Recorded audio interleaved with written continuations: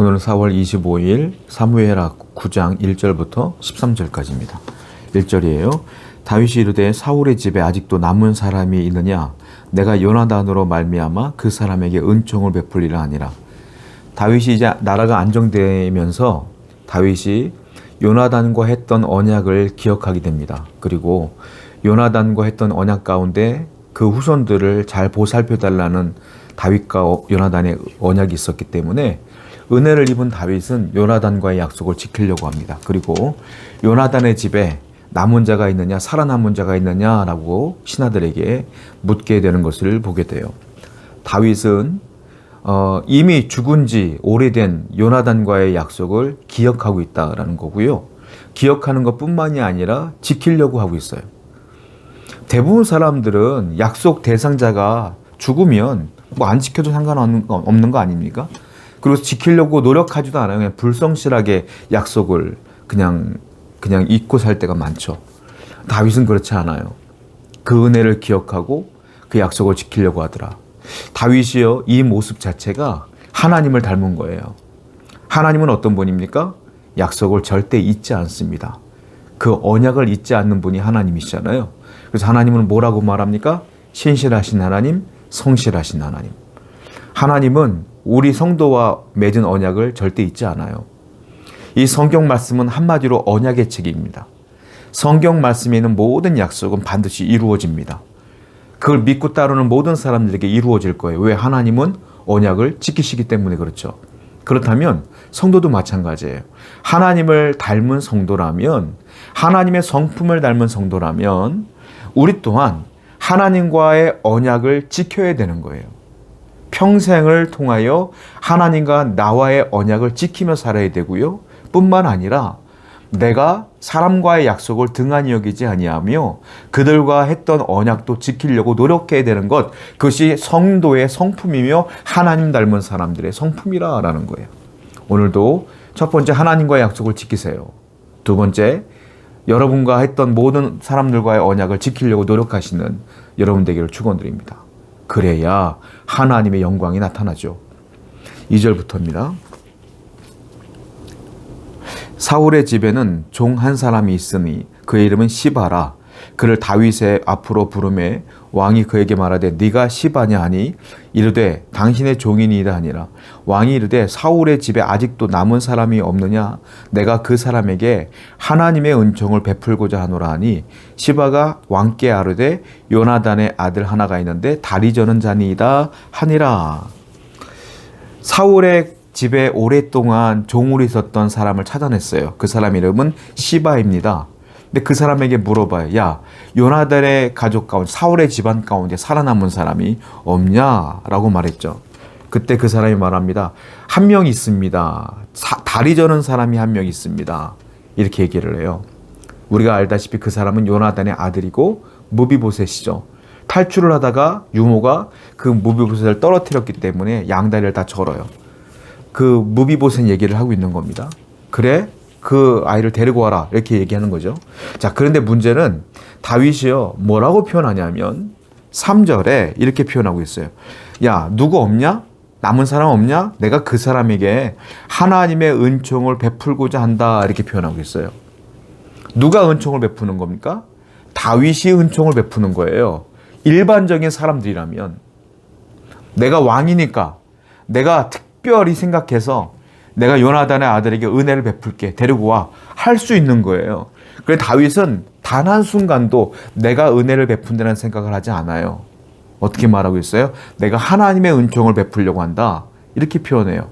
이 말은 무슨 말이냐면 다윗은 이 모든 되어진 일들이 다 하나님의 은혜와 은총으로 되어진 것이기 때문에 내가 베풀 건 없고 이 은총을 베푸신 하나님께서 또 그에게 은총을 베풀 거야 라고 말하는 건데, 이건 다른 말로 말하면 이 은혜를 내가 흘려보낸다 이 말이에요.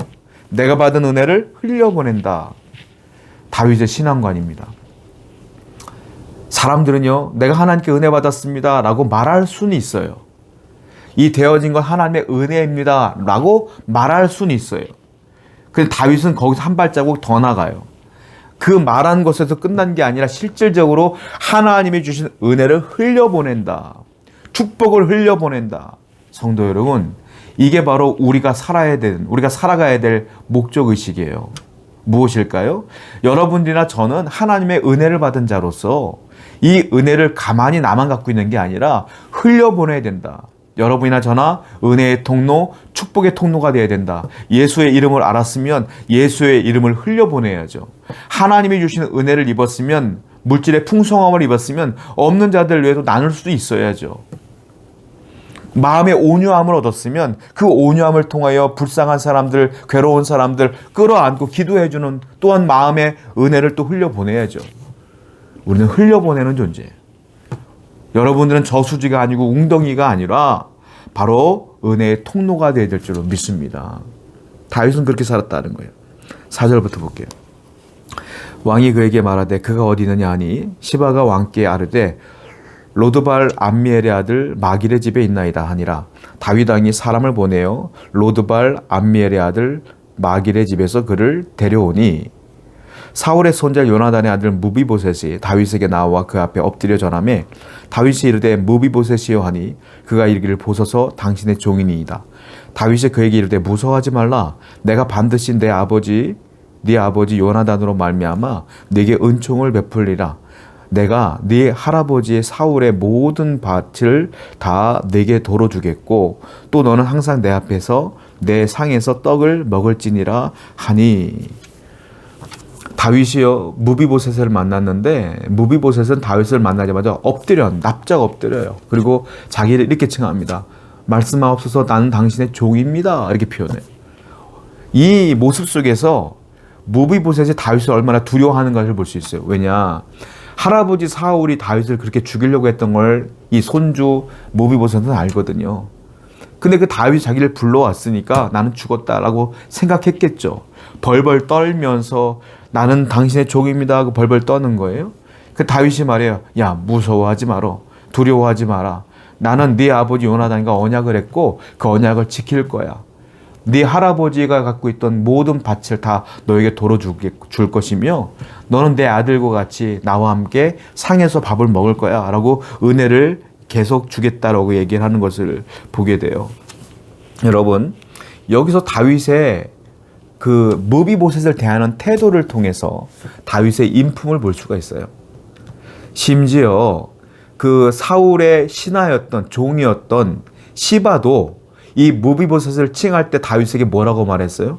글쎄요, 우리 사울의 집안에서 한 명 남아 있는데 다리 저는 자입니다. 이렇게 표현했어요. 다리 저는 자.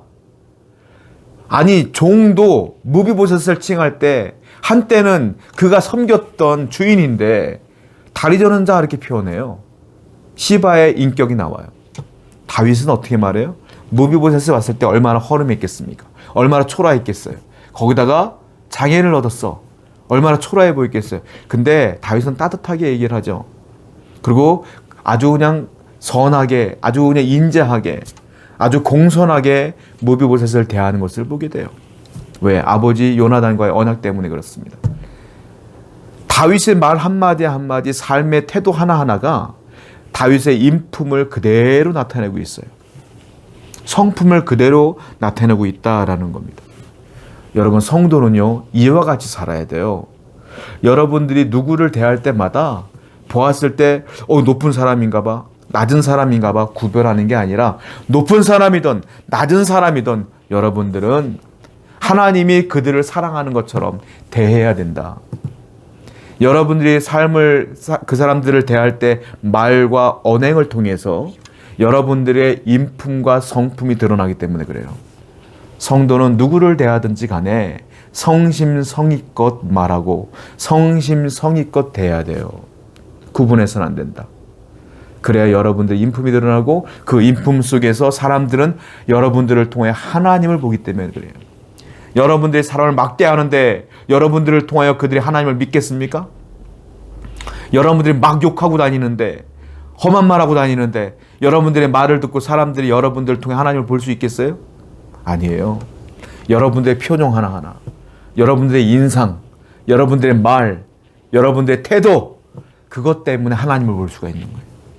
성도 여러분, 우리는 빛처럼 소금처럼 살아야 돼요. 성실하게 살아야 돼요.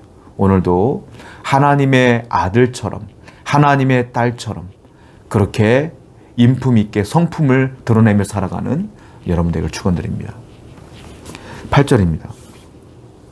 그가 저라 이르되 이 종이 무엇이기에 왕께서 죽은 개 같은 나를 돌아보시나이까 하니라. 무비보셋이 깜짝 놀라서 얘기를 해요. 저는 죽은 개 같습니다. 그런데 왕께서 무엇 때문에 그렇게 저한테 주십니까? 재산을 주시고 밥도 같이 먹자고요? 말도 안 되는 소리예요. 죽은 개와 같은 납니다. 이렇게 표현하고 있어요. 그리고 감격스러운 눈물을 흘렸을 거예요. 다윗이 그를 죽이려고 하지 않으니까. 그리고 은총을 베풀어 주니까. 마치 우리가 하나님 앞에 서 있는 모습과 같아요. 다윗의 은혜로 인하여 그가 다윗과 회복되는 거 아닙니까? 저나 여러분들이나 가만히 있으면 지옥불에 떨어지는 말 그대로 죽은 개와 같은 존재예요. 우리는 죄인이야, 죄인.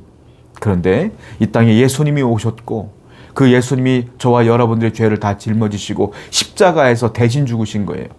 대속제물이 되어주신 거예요. 그래서 그 예수 그리스도의 공로를 믿고 의지하면 우리 또한 용서받아 하나님과 화평한 존재가 되는 거 아닙니까? 다윗과 무비보셋이 화평해지는 것처럼, 다윗의 일방적인 은혜로 화평해지는 것처럼 하나님의 일방적인 은혜로 우리 또한 하나님과 화평한 존재가 된 거 아닙니까? 그러므로 항상 매일매일 살아가는데 하나님의 은혜를 기억하세요. 그리고 감사하세요.